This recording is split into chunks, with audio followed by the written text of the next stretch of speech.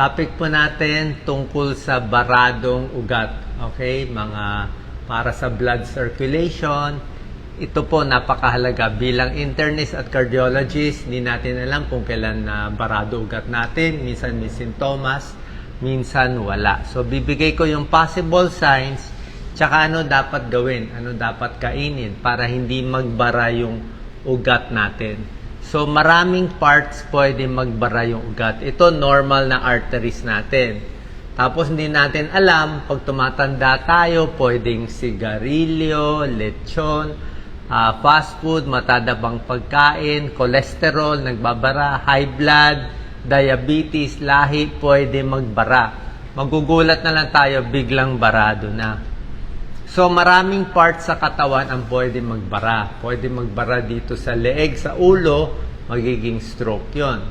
Meron nagbabara sa puso, magiging heart attack, minsan biglaan. May nagbabara sa paa. Pag sa paa naman, sasakit ang paa, swelling, yung iba nagmamanas, iba nagbabara sa kamay. Pag sa lalaki, pag nagkakaedad, nahirapan na magtalik, erectile dysfunction, impotence, nagbabara din yung ugat sa ari ng lalaki. So ano ang 8 possible signs na barado? Tulad na sinabi ko, pag yung sa leeg ang nagbara, usually pwede mahihilo or pwede na stroke na bigla. 75% ng stroke dahil nagbara yung ugat sa leeg o sa ulo. Meron ding fatigue and dizziness. Yung sabi ko sa iyo, pwede nahihilo. Baka may bara na dito. Pag inikot yung ulo, lalo na kung masikip yung thigh, yung necktie, ay pwede rin mahilo. Fatigue or dizziness. Shortness of breath, hirap huminga. Pwede rin. Ibig sabihin, mahina ang puso. Baka may bara na yung puso, kaya nahihirapan yung paghinga. Chest pain, mabigat ang dibdib. Pag naglalakad ng malayo, usually ang sakit sa puso, yung pag umakyat ka ng LRT o MRT o umakyat ka ng 2 hagdanan, hinahapo ka na, yung sabihin baka barado. So parang mabigat ang dibdib. Low back pain, minsan meron din dito mga disc nagbabara sa likod. Tulad na sinabi ko sa iyo, erectile dysfunction, impotence, ayaw na tumigas yung ari ng lalaki, nagbabara din yung ugat. Usually diabetes o high blood. Tapos tulad na sinabi ko, manhid ang paa, manhid ang kamay. Yan, barado yung paa, barado sa kamay. Very common din yan. May sugat na hindi gumagaling, common din yan. So to, leg pain, masakit ang paa, pwede nagbabara din yan. Okay, yan ang mga sintomas. Tingnan natin yung mga possible na pwede magbara. Pag sa paa, minsan pag naglalakad, napapagod agad ang paa. Ibig sabihin, kulang ang daloy ng dugo. Minsan yung pulso sa paa mas mahina. Nagka-cramp, sirap maglakad, hindi makatayo, hindi makalakad. May sugat sa paa, hindi gumagaling, titingnan baka barado yung paa. Peripheral artery disease tawag yan. Anong cause niyan? Cholesterol, diabetes, minsan old age. O baka kinakain natin mamantika, hindi healthy, pwede nagbabara yung ugat. Ito yung barado yung paa. Ayan o, picture ng paa, barado. Ito yung ugat o, ayan, hindi na ito yung artery, ayaw na dumalo yung dugo o, nabarahan ng plaque. Sigarilyo pwede rin mag-cause ng bara. Next, pwede magbara sa leeg. Katulad nito, yung artery sa leeg, napuno ng blood clot. Ayan, nagbara. So, yung carotid artery, actually may ultrasound yan. Pag in-ultrasound ng leeg, pwede makita kung may bara o wala. Usually, pag nagkakaedad, nagkakaroon ng bara konti. Ayan, 75% ng stroke nagbara either dito sa leg o sa ulo. Pag nagbara, napaparalyze. Biglang nangihina isang parte ng katawan. Pag konti lang kasi yung bara, hindi natin malalaman. Yung sinabi kong senyales, medyo malaki na yung bara nun, mga 70% barado. Pero kung ang barado ng ugat natin, 50% pa lang, sabihin maganda pa daloy ng dugo. Kung ganito pa lang ang bara, wala kang mararamdaman. Pag ganito, meron ka na mararamdaman. So gusto natin unahan. Habang konti pa lang ang bara, iingatan na. So sabi ko sa'yo, sa necktie, huwag masyado masikip, baka magbara. Ingat sa massage sa leeg, yung mga iniikot-ikot yung leeg habang nagsha-shampoo. Ingat kayo, kaya hindi ako nagsha-shampoo sa mga pag nagpapagupit ako kasi minsan masyado nakataas. Bawal din tumingin ng sobrang taas. Kasi pag sobrang taas ang tingin, nai-stretch yung carotid artery, pwede mapunit. Pag iniikot-ikot yung ulo, pwede rin maipit yung ugat, yung artery sa likod, vertebral artery, pwede rin ma-stroke. May nangyari dyan shampoo, iniikot-ikot. Beauty parlor syndrome ang tawag doon. Ayan, ino-ultrasound ng leg. So yan, sa leg, ingatan natin, magpapasakal. Yan ang importante. Next, sa puso. Alam nyo naman ang risk factor sa puso, di ba? Sigarilyo, matatabang pagkain, stress. Yan, pag nagbara sa puso, heart attack yan. Kaya ang dami nababalita. Number 1 killer natin dito. Kasi nga, pagkain ng matataba, lechon, sisig, di ba? Mamantika, fast food, French fries, lahat naman, kahit mga matatamis, hindi rin maganda. So, high blood, diabetes, at high cholesterol, magbabara yan. Pag ma-stress, na babara din. Meron din erectile dysfunction. Ito sinasabi ko risk factors. Ayan, control ang diabetes, control ang high blood, stress, tsaka pa nagkakaedad. So, yan ang mga risk factors sa barado sa leeg, sa puso, sa paa. At hindi lang dyan, pati sa impotence ng lalaki. Exercise, malaking bagay. Sabi ko sa inyo, walking. Sa mga may peripheral artery disease, masakit ang paa. Kahit barado, exercise ng exercise, galaw ng galaw.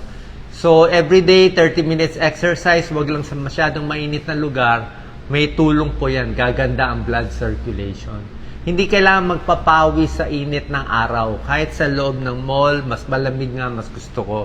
Kasi nga, masyado mainit ngayon, minsan hindi kakayanin. Okay? Wag din sobra sikip. Lagi ko tinuturo, wag masikip ang pantalon, ang shorts.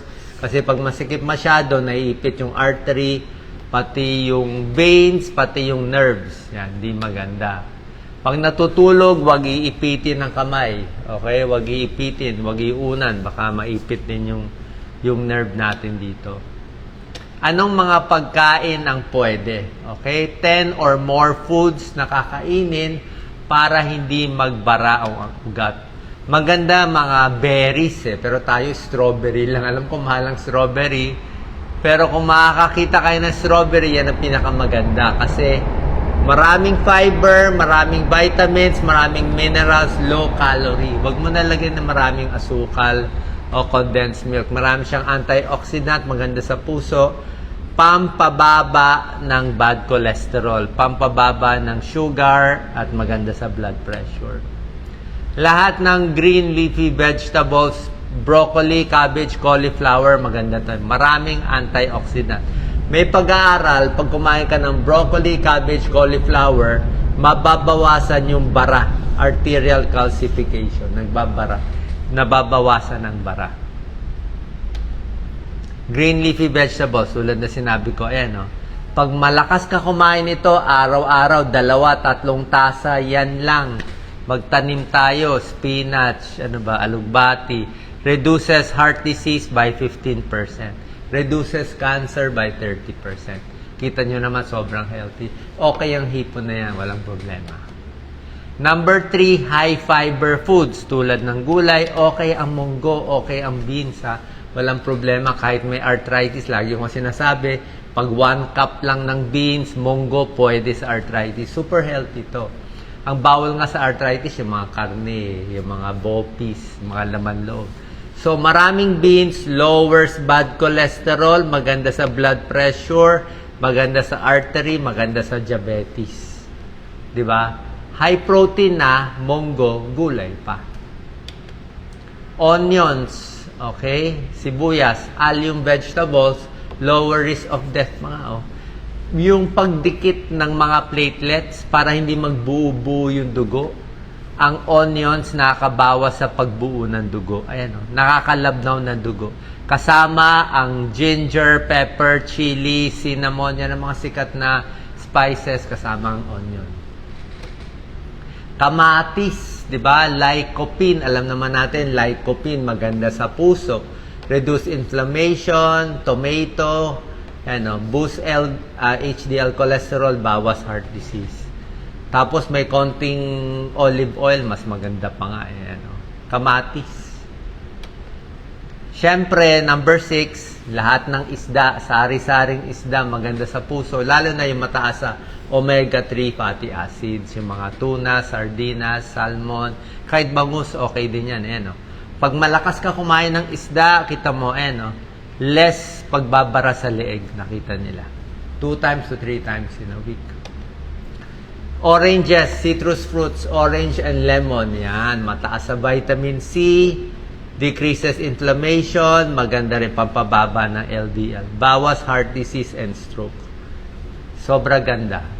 Sa atin, ano na lang, kalamansi, dalandan, suha, citrus na rin yun eh. Kung wala tayong makuhang, kung mahal ang orange and lemon, dun tayo sa local, dalandan, kalamansi. Kalamansi juice, pwede na yun. Diba? Avocado, may healthy fats, may oleic acids, no? Maganda yan para siyang olive oil na. Nababawasan na bad cholesterol, bawas heart disease and heart attack. 16%, 20%, maganda yung avocado. Huwag lang masyado marami kainin, siguro half lang. Kasi medyo mataas sa calories. Huwag din masyadong, pero napakaganda yung taba niya. Healthy fats siya, good fats. Ang masamang fats, yung sa baboy, baka. Ito yung good fats sa gulay. Siyempre, Mediterranean diet. Ang Mediterranean diet, yung gulay, may beans, may mani, tsaka olive oil. Mahal ang olive oil, pero yun ang pinakamaganda. Reduces inflammation and heart disease. Ito, proven to. Mediterranean, yung mga Greek salad. Tingnan nyo ano yung contents yan, no? Olives, kailan ba? Nuts and seed, nilagang mani, kasoy, pwede po yan, ha? Mas maganda nga unsalted, eh. May protein, fiber, healthy fats, yan, no? Magandang protein na yan, reduces bad cholesterol, blood pressure, pampababa din ng blood sugar. Isang taas ang mani, yan ang kinakain ko ngayon. Oatmeal, syempre, oatmeal, pampababa ng cholesterol. So, pag bumaba ang cholesterol mo sa oatmeal, lagyan mo pa na sari-saring prutas na healthy, diba? Lower cholesterol, less bara. Ayan, no? May pag-aaral nga, yung malakas kumain ng oatmeal, hindi na-ooperahan sa puso. Eh. Pwede hindi ma-operahan. Mas malaking chance na hindi ma-operahan. And lastly, itong dark chocolate, yes or no. Eh. Kasi pag sinobrahan mo, masama na. Eh. Masyado marami yan. Eh. Ang pwede lang 30 grams. Eh. Actually, ang limit, mga 100 grams per week. So, ganyan kalaki, 1 week na yon. So, everyday, maliit lang. Baka 20 grams lang, ganun lang kaliit. Everyday. Pag maliit lang, very dark chocolate, 70% cocoa, may tulong sa puso. Pero pag sinobrahan mo, ay hindi naman maganda sa diabetes. Okay? So, yan po yung mga healthy foods natin. Tingnan nyo maigi, yung mga tinuturo ko, green tea, okay din ang garlic, turmeric, at iba pa, apples, okay din. May tulong para mabawasan yung ganitong bara, magiging mas healthy. Sana po nakatulong itong video. Siyempre, kung may nararamdaman, baka barado leeg, puso, o sa paa, papacheck po tayo sa inyong doktor. God bless.